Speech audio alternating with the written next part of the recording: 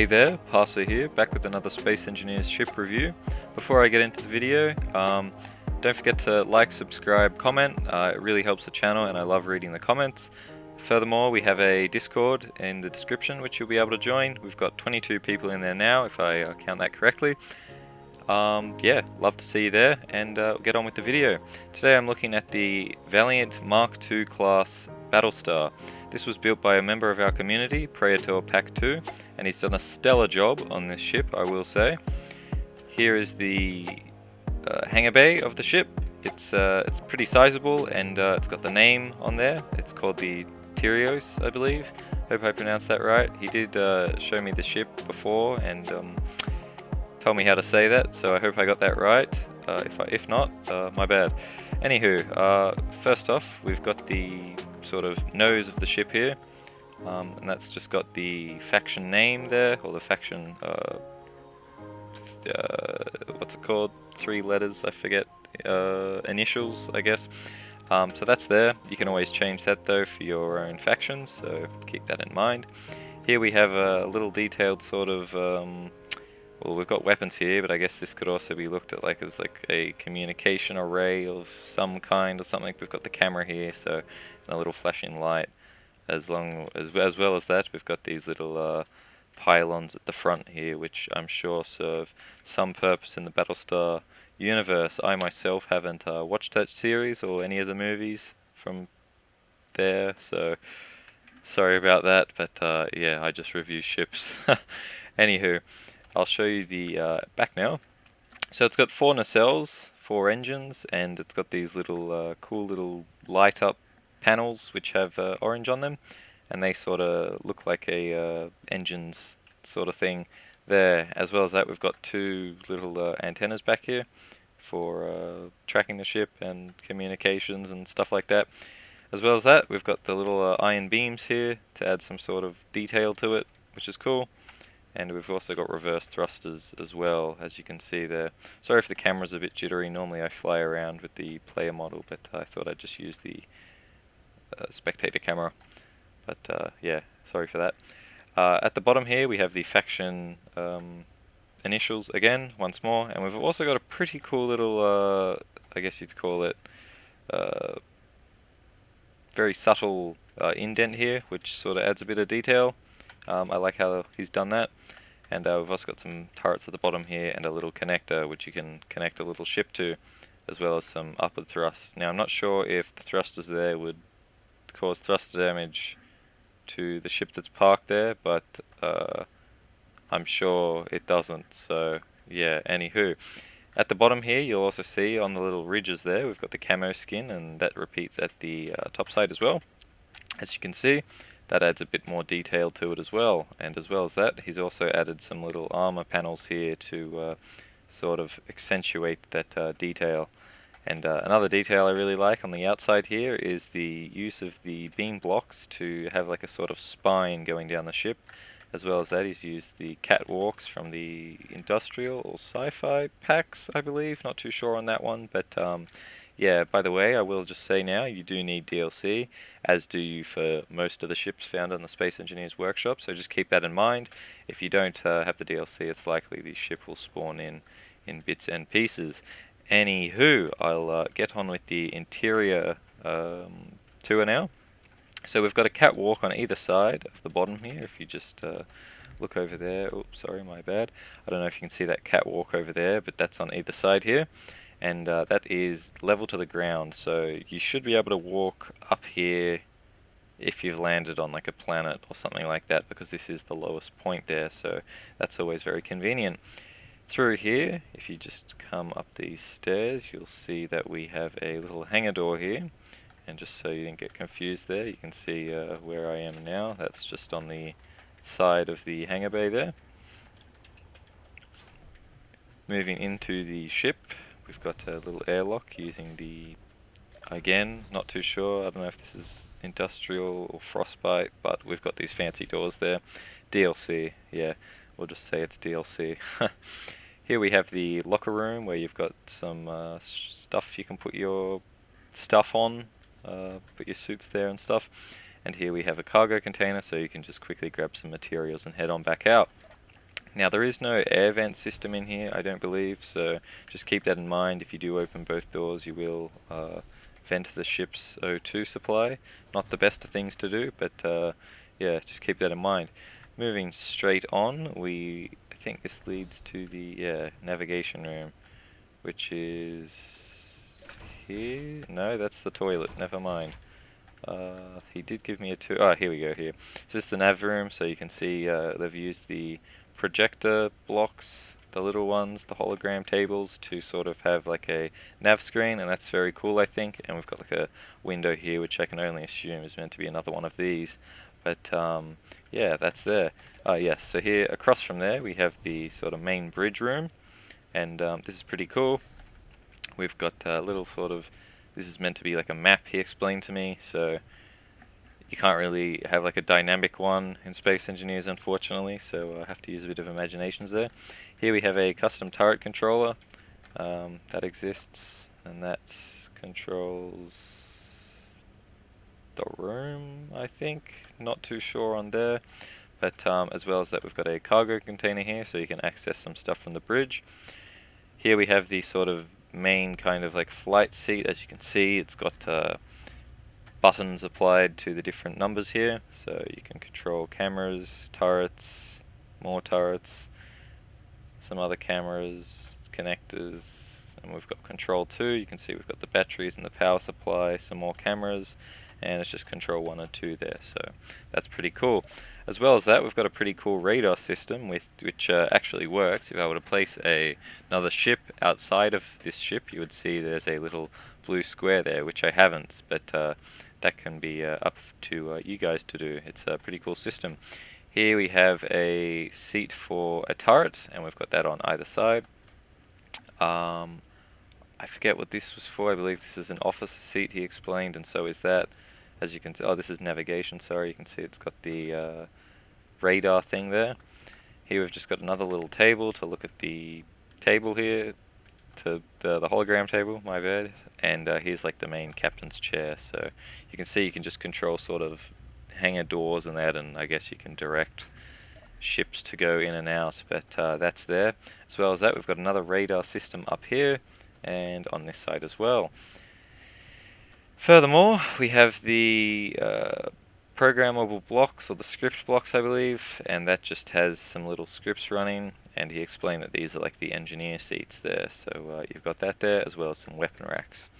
I think that's all for this room. You've got a little turret up there, and yeah, I think that's it. So moving on, we'll go on to the other side of the ship. We have a locker there to store some stuff, and a little medical room. So on the opposite side we have the nav room. Here we've got like a little medical room, so that's pretty cool. Moving on, we have another toilet in here. So I guess if you need to go to the toilet while on duty at the bridge, you can quickly run down the hall. It's quite convenient, very well thought out. Moving down here, we have the main commons room, I guess you would call it. And this just has like a red carpet sort of thing, which I think is cool. Sort of brings the space together, as well as a bunch of tables. I guess you could call it Praetor Pack-2, referred to them as poker tables. Specifically this one there. So you've got that to keep you entertained. As well as that, you've got an episode of or movie from scene from Battlestar Galactica. He explained, he said he wasn't sure why it was so pixely, but he's going to see if he can try and fix that. So if you go to download the ship at a later date, that might be fixed. Moving on, I think I'll go through here. We have a bathroom area to the washroom and stuff, so we've got showers and toilets. No doors on the toilets there, but not much you can do in one block, so just ignore that there. Moving on, we have the kitchen in here. So we can cook some stuff right here, and we can get some drinks there, and we've got another storage locker there, and I believe we have one on the other side too. No, we just have, so yeah, well, there you go there. Anyways, I'll just do the this side of the ship over here first. So down this corridor, I forget what's down here actually. I think this is just, yeah, you can just access some cargo base stuff here. Well, these are the welders, sorry, so you can put stuff in there, I suppose. I'm not too sure where that connects to. I'm going to assume it connects to turrets or something outside. I'm not too sure about that. But yeah, I'll go through here now. Down here first, we'll just have a little peek. So here is the hangar bay, well, one of them, because there's two on either side, and you can park two little ships in here. So you've got that for you there, and we've got some little shelves here, another locker room, a contracts block, so I guess that's pretty convenient if you're in a survival situation. You can sort of just fly in, get a contract, and fly out, so that's pretty cool. And that's just using the industrial hangar doors, I believe, or the warfare ones. I'm pretty sure it's the warfare ones. One thing to note, there is no way to open these doors, I don't think. No, you need to do that from the main cockpit, so maybe that's something that could be either added by the individual who downloads this ship or Praetor himself. We'll have to see what happens first. Anywho, moving back through these doors, I believe they close automatically as well. Yeah, there you go. So if you forget to close them, well, there you go. You've got a little backup plan. Back here we have a navigator's discussion room, I guess, to tell people about the mission. You know, they sit here and they go, oh, never mind. I thought I could do like a third person thing. Never mind. But yeah, so you've got a little screen there to, I guess, tell you what to do, and the flight attendant can, well, sorry, the flight attendant, not an airplane, the commander or whatever, officer can tell you what to do. Moving down here, actually I think I'll just go through here first. We've got the bedrooms for the crew, and Praetor did say that there should be enough bedrooms on this ship for 150 people.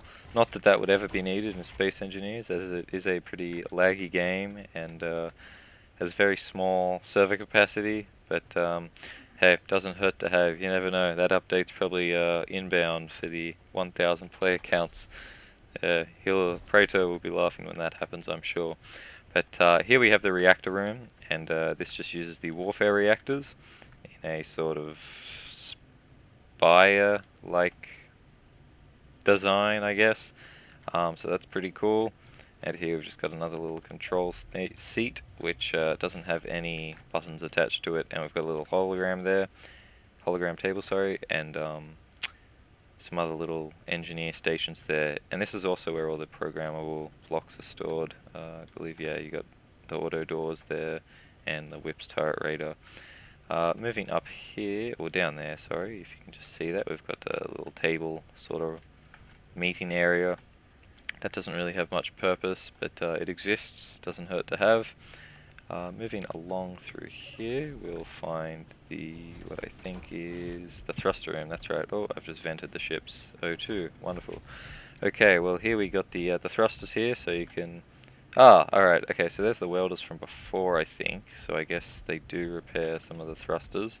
But here we've got our gyroscopes. As you can see, there are a lot on either side, and we've just got some connectors around the place and some more thrusters on this side. I will say, when I go to pilot this ship, which I will towards the end of this video, you will see it is very good at maneuvering, and for its size, he's done a good job on that. Down here we just have another cargo container, yep, and this will lead us back to this room I was in before. Here we've got the med bay, which is pretty cool. Got a nice like science blue color. I really like the white and the blue, and I think the floors look very nice as well. Sort of has a sort of a vector to bring your eyes in. But here we have another medical bay. Oh, sorry, no, we don't have another. This is the medical bay for the ship. And in here we have cryo stations for. He did say dead people, but I don't really think that's very practical in Space Engineers. So it's there for when you need it, and we've also got 2 beds in here. And also, something to note, there is a little Easter egg in this room. You may have to go searching around for it a bit, but it's a little cool thing that Praetor himself put in, so enjoy that. I don't think it'll be there in survival, but I mean, hey, it's doesn't hurt to have if you want to play with it in creative. So if you want to find that Easter egg, it's in this room somewhere. So good luck with that, and if you find it, be sure to comment that you have, and I'm sure Praetor will be very happy that you took the time to look at his ship. Anywho, moving through here, we have more beds, just as we did on the other side over there. And down here we have 100% a gym. As you can see, it's got a seat there and a ladder. So there you go. You can also do star jumps, except the camera's getting a bit funky there. But yeah, so you've got a little gym there. He said there were words. He said Space Engineers was very lacking in the gym department. So come on, Keen, up your game. Anywho, we'll head down here. This will take us to the other hangar bay. As you can see, very much the same as the other, pretty much identical. Back through here, we can go up these stairs, and I think that might just be everything. Yep, I think that's a loop of the ship there. Yep, and that'll bring us back here. I'm pretty sure I got everything in. So I think I'll just crash the ship now, and I'll see you in a moment. Alright, so I've moved to the cockpit of the ship now, and I should show you how it moves around now. So as you can see, it's got pretty good forward acceleration, pretty good backward acceleration. It slows down alright. Praetor himself said it doesn't have the best thrust to mass ratio, but what can you do? Sometimes you just gotta have less thrust to make the ship look good. So yeah, but it moves left and right pretty slow, I will say. That's not the best strength of this ship, and going up and down isn't the best either. So I think as a result of that, I wouldn't recommend bringing this ship into words. I wouldn't. Oh goodness me! I wouldn't recommend bringing this ship into atmosphere. As you can see, I'm pretty sure it would crash down. So just be aware of that. In fact, even just bringing it near a planet or the moon. So just be smart about that and avoid that. But where this ship does shine is its gyroscope control. As you can see, it turns very, very well. However, combined with the lack of directional thrust, it isn't the best combination. But still, nonetheless, I think Praetor has done a good job to sort of make a cool looking ship that can be somewhat functional. But yeah, so I think for weapons we've just got artillery cannons there at the front, which have a bit of a cooldown, as well as all those turrets on the outside there, which we looked at the start. So it's a pretty armoured ship. I think it's good in a survival scenario, especially in multiplayer. I think it can hold its own, and yeah, so I think I'll crash it now and talk to you after that.